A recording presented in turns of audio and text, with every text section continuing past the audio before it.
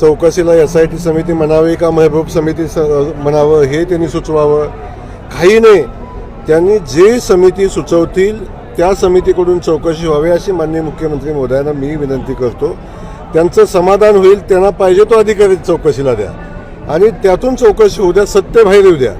सत्य जे काय आहे जेव्हा खरंच बाहेर मांडेल तेव्हा परिस्थिती तुमच्या लक्षात येईल. आज कुठल्याही भगिनीवर कुठलं काय बोलावं असं माझं व्यक्तिगत मत नाही, परंतु वास्तव जे आहे ते काय आहे हे कधीतरी आपण समजून घेतलं पाहिजे. ते वास्तव फार वेगळं आहे.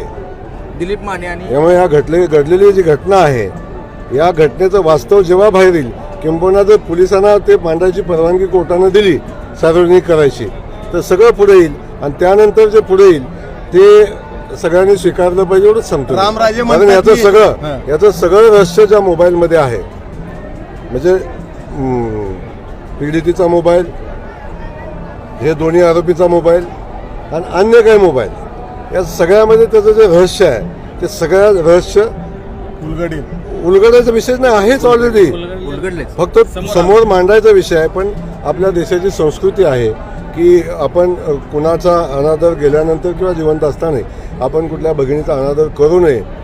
आपल्या देशाची संस्कृती आहे आणि त्या संस्कृतीचं अनुपालन आपण पोलीस खातेही करते आणि आम्ही करतोय.